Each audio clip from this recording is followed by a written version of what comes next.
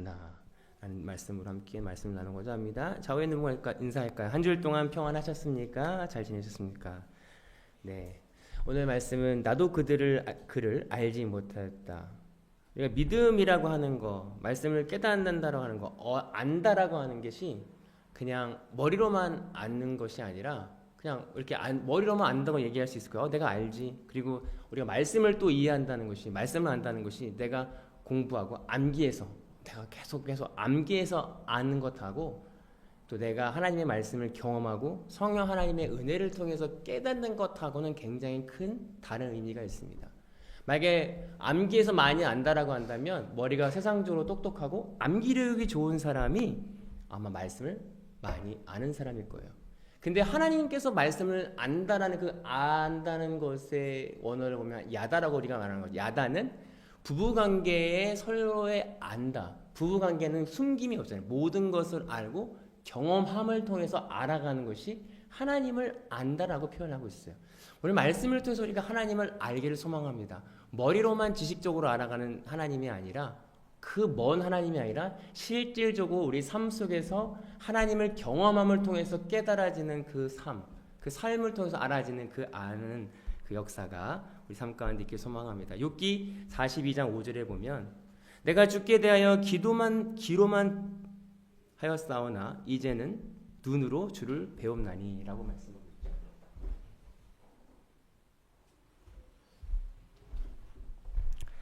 욥이 전에는 경험으로 안 것이 아니라 하나님의 말씀을 들어서 알았어요. 그냥 들어서 그가 제사를 드렸고 아이들을 위해서 예배했고 그냥 들은 것으로 계속 습관적으로 하나님을 예배하였으나, 그가 고난을 당하고 그래도 뭔가 있겠지, 하나님의 뜻이 뭔가 있겠지, 어려움 당해서 계속 뭔가 있겠지 하다가 나중엔 하나님의 뜻을 몰라서 하나님께 원망합니다. 이게 내가 뭘 잘못했습니까? 뭡니까?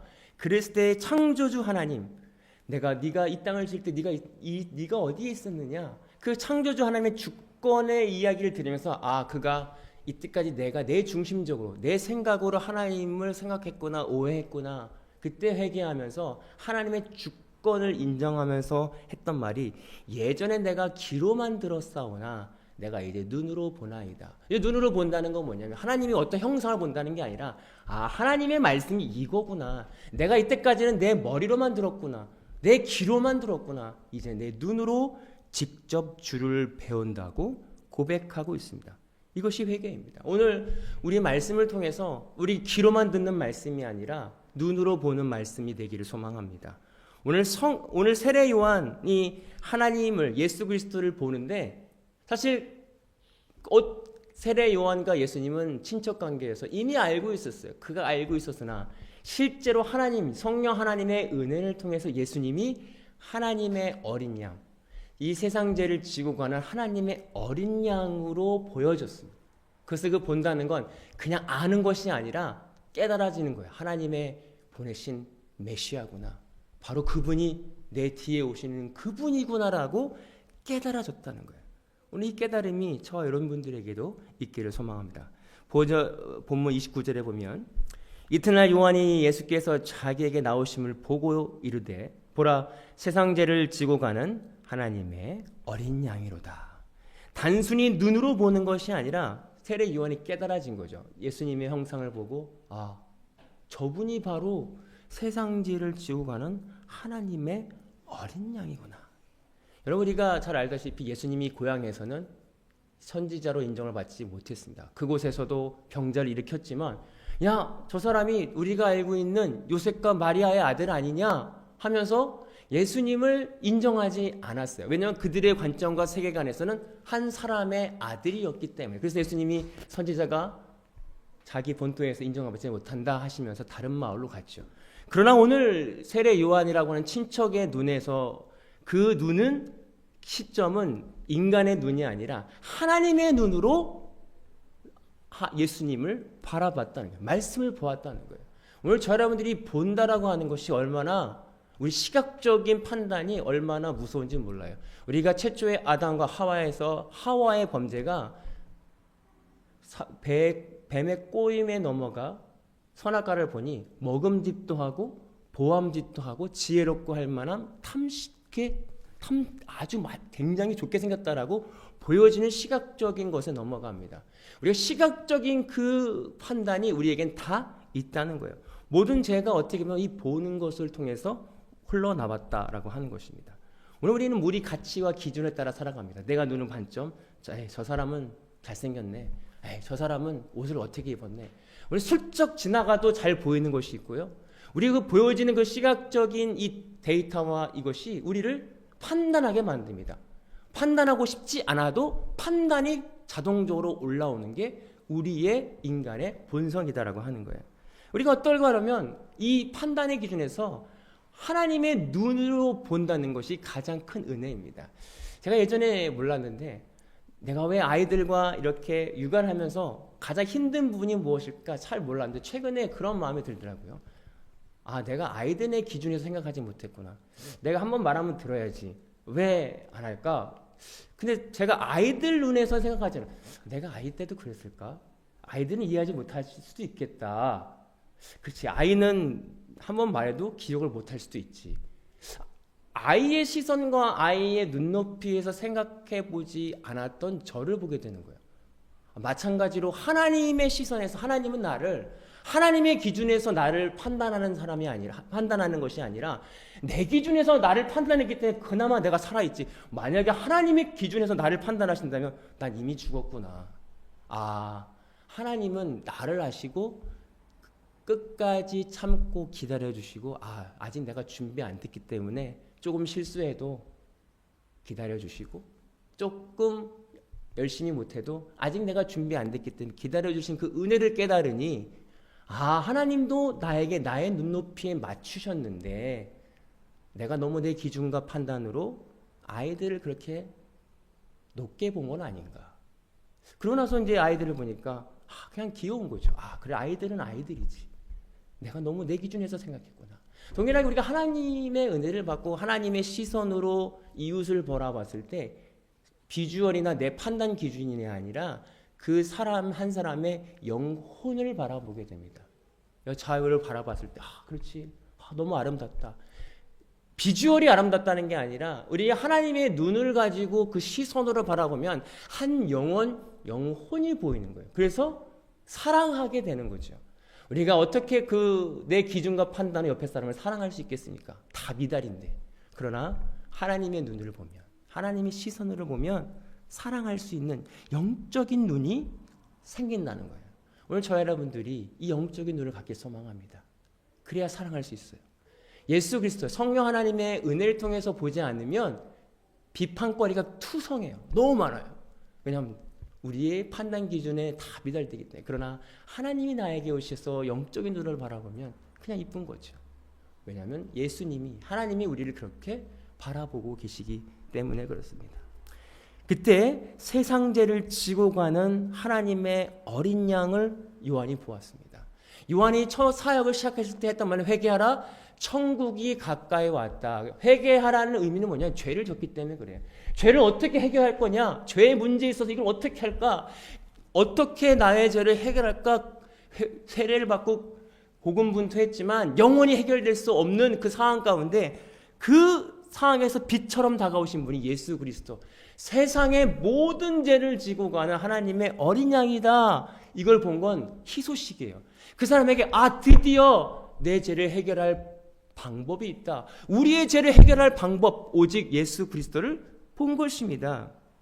우리 예전에 예수님을 믿는 믿음은 천국 갈 때만 쓴 어떤 나중에 써야 될 믿음이라고만 생각했어요. 그래서 어렸을 때는 난 아직 죽을 날이 멀었으니까 죽을 때 이것만 기억하면 돼. 예수님이 날 위해 십자가에 죽은 것만 기억하면 난 천국 가는 티켓 오케이.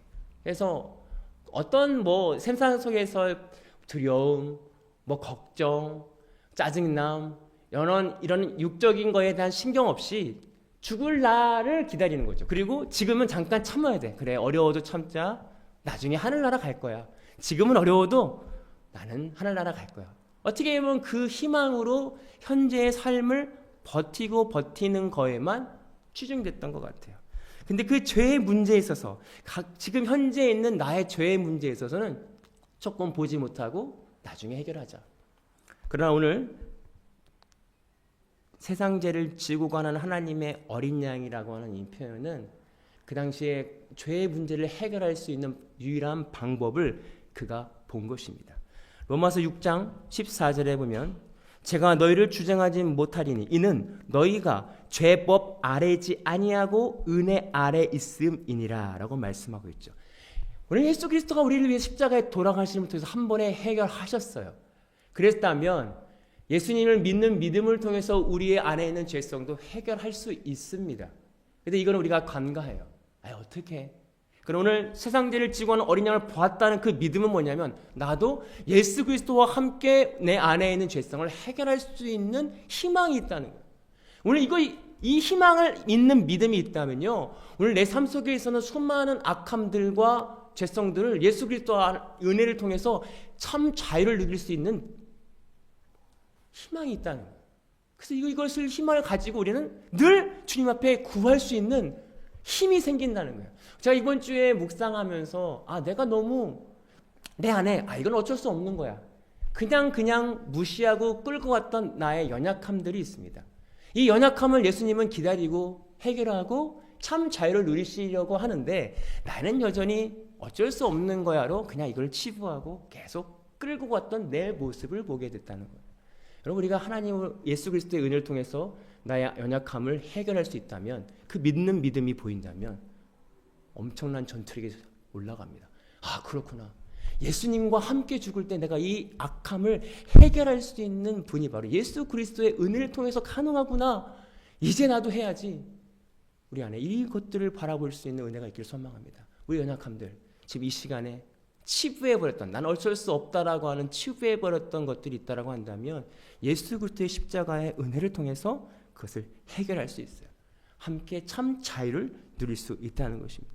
31절과 32절과 33절에 나도 그를 알지 못하였으나 내가 와서 물로 세례를 베푸는 것은 그를 이스라엘에 나타내려 함이니라 하니니 요한이 또 증언하여 이르되 내가 봄에 성령이 비둘기같이 하늘로부터 내려와서 그 위에 머물렀더라.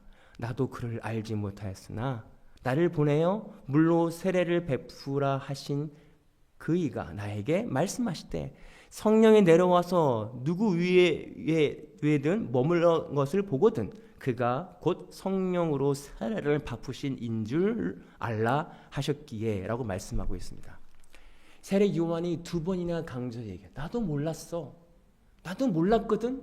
근데 성령 하나님의 은혜를 통해서 하나님이 나에게 말씀하신 그가 성령이 비둘기같이 내려온 것을 보거든 바로 그로 알라라고 해서 내가 그를 알았다는 거예요. 나도 누군지 몰랐어. 나도 그냥 내 사촌인 줄 알았어. 그 사람이 일반 사람인 줄 알았어. 난 누군지 몰랐어. 근데 하나님이 말씀하셔서 알았어. 오늘 본문을 설명합니다. 여러분, 우리는 인간은 아무리 내가 지혜로 뭔가 알려고 해도 알 수 없어요. 그리고 하나님의 성령 하나님의 은혜가 아니면 아무것도 알 수 없다는 이 겸손에서 출발해야 돼요. 우리가 조금 알고 있는 사람들이 오히려 하나님의 말씀을 듣기가 어렵어요. 왜냐하면 내가 알거든요. 나 옛날에 경험했고 나 수많은 서적을 읽어서 알고 있습니다. 무슨 말씀을 경험을 같이 나누면 알아요. 나도 알죠. 우리가 아는 그 지식 때문에 오히려 하나님의 역사와 하나님의 말씀을 듣지 못할 때가 있어요. 그러나 오늘 세례 요한의 태도는 나는 알지 못했다는 거예요. 나는 몰랐어. 나의 관점과 내 세계관은 도저히 그분을 알 수 없어. 그러나 성령님이 알려주시고 조명하셨기 때문에 나는 그분을 알 수 있었어 라고 증언하고 있습니다. 오늘 저 여러분 첫 번째 이 겸손의 마음을 갖길 소망합니다. 우리는 알 수 없습니다. 우리의 지혜와 우리의 생각으론 도저히 하나님을, 예수님을 내 아버지로, 예수님이 나의 구속자로 인정할 수 없습니다. 오직 성령님의 은혜를 통해서만 가능합니다. 오늘 내 힘과 능으로 인정하면요, 다른 사람들한테 강요해요. 야, 너 이렇게 해봐. 이렇게 해야 하나님이 기뻐하셔. 하나님을 믿을 수 있지. 근데 그 출처가 내가 아니라 하나님의 은혜로 믿었다는 것을 깨달은다면 은혜가 필요해. 기도할게. 내 힘으로 된 게 아니거든. 나도 몰랐어. 내 힘으로 한 게 아니야. 나도 알 수가 없었어. 오직 성령님의 은혜를 통해서 내가 깨달을 수밖에 없었어. 오늘 저와 여러분들이 고백하길 소망합니다. 오늘 세례 요한도 그 사람의 능력으로는, 사람의 지식으로는 예수님을 깨닫지 못했어요. 그러나 하나님의 은혜를 통해서 그가 깨달았다라고 말씀합니다. 그래서 요한복음 14장 26절에 보면 보혜사 곧 아버지께서 그 이름으로 보내신 성령, 그가 너희에게 모든 것을 가르치시고 내가 너희에게 말한 모든 것을 생각나게 하시느니라 말씀하고 있습니다. 오늘 비둘기가 내려온 것, 세상 이미 하나님께서 말씀하신 것을 그가 몰랐다면 알 수가 없었습니다. 하나님의 말씀을 통해서, 성령 하나님의 조명을 통해서 세례 요한은 예수님을 구원자로, 구속주로 이해할 수 있었습니다. 그렇다면 현재 우리는 무엇을 해야 될까요? 예수님의 은혜니까 아무것도 안 해야 될까요? 그냥 모르겠습니다. 하나님이 하십시오. 우리는 아무것도 안 하고 손을 놓고 있는 거여야 될까?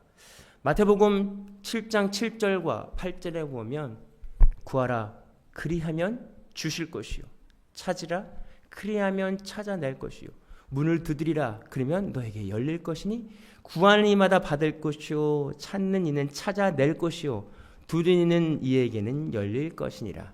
예전에 저는 이런 것들이 내가 원하는 것을 구하고 내가 원하는 것을 찾고 내가 원하는 것을 널리는 것으로 생각했습니다.